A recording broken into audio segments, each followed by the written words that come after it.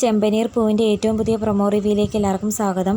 ശ്രീകാന്തിനോട് വർഷയുടെ അച്ഛൻ പറയുന്നു, നല്ലതുപോലെ പോയിരുന്ന ഫംഗ്ഷനാണ്, നിൻ്റെ ചേട്ടൻ അത് കുളമാക്കി, നിൻ്റെ ചേട്ടൻ കള്ളുകുടിയനാണ് മൊത്തത്തിൽ കുളമാക്കി നശിപ്പിച്ചതെന്ന് പറയുമ്പോൾ ശ്രീകാന്ത് വളരെ ദേഷ്യപ്പെട്ട് പറയുന്നു, ദേ വെറുതെ എൻ്റെ ഏട്ടനെ കുറ്റം പറയാൻ വന്നാലുണ്ടല്ലോ, എൻ്റെ ഏട്ടത്തിയെ നിങ്ങൾ കള്ളിയെന്ന് പറഞ്ഞ് മുദ്ര കുത്തിയപ്പോഴാണ് എൻ്റെ ഏട്ടൻ പ്രശ്നമുണ്ടാക്കിയത്. അതറിയാതെ വെറുതെ നിങ്ങൾ എന്നോട് വർത്തമാനം പറയാൻ വരണ്ടെന്ന് പറയുന്നു.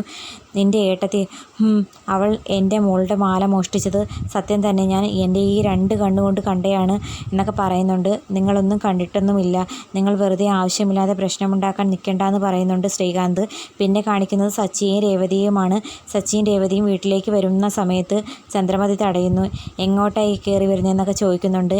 എല്ലാം നശിപ്പിച്ചിട്ട് കയറി വന്നേക്കുന്നു, നിങ്ങൾക്ക് 2 ആൾക്കും ഈ വീട്ടിൽ സ്ഥാനമില്ല, 2 പേര് ഈ വീട് വിട്ട് ഇറങ്ങിക്കോളെന്നൊക്കെ പറയുന്നുണ്ട്. അത് പറയാൻ നിങ്ങൾക്ക് എന്ത് അവകാശം, എനിക്ക് ഈ വീട്ടിൽ ചില അവകാശങ്ങളൊക്കെ ഉണ്ടെന്ന് സച്ചി പറയുന്നു. അന്നേരം ചന്ദ്രമതി ദേഷ്യത്തിൽ പറയുന്നു, ഇത് എൻ്റെ വീടാ, നീ പോടാ, നിൻ്റെ ഭാര്യയെ വിളിച്ചുകൊണ്ടെന്ന് പറയുന്നു. അന്നേരം രവിയേട്ടൻ ഇടയ്ക്ക് കയറാൻ ശ്രമിക്കുന്നുണ്ട്. ചന്ദ്രമതി, നീ എന്താ ഈ പറയുന്നത്, നീ കയറിപ്പോകത്തേക്കെന്നൊക്കെ രവിയേട്ടൻ പറയുന്നു.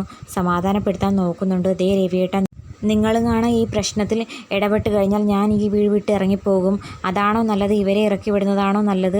അന്നേരം സച്ചി പറയുന്നു, അച്ഛാ പ്രശ്നം വേണ്ട, ഞങ്ങൾ ഇറങ്ങിക്കോളാമെന്ന് പറയുന്നു. അത് കേൾക്കുമ്പോൾ ശ്രുതിക്കും വളരെ സന്തോഷമായി. അവർ ചിരിക്കുന്നുണ്ട്. അന്നേരം ചന്ദ്രമതി കസേരയിൽ കാലുമേൽ കാലും വെച്ചൊക്കെ ഇരുന്ന് ഭയങ്കര സന്തോഷത്തിൽ ചിരിക്കുന്നുണ്ട്. രേവതിയുടെ മുഖത്തേക്ക് നോക്കി സച്ചി പറയുന്നു, ഞങ്ങൾ ഇറങ്ങുവാണ്, ഞങ്ങൾ ഇറങ്ങുമ്പോൾ ഞങ്ങളുടെ കൂടെ ഞങ്ങളുടെ അച്ഛനും ഉണ്ടാകുമെന്ന് പറഞ്ഞ് രവിയേട്ടനെ വിളിച്ചുകൊണ്ട് പോകുന്നതാണ് പ്രൊമോയിൽ കാണിക്കുന്നത്.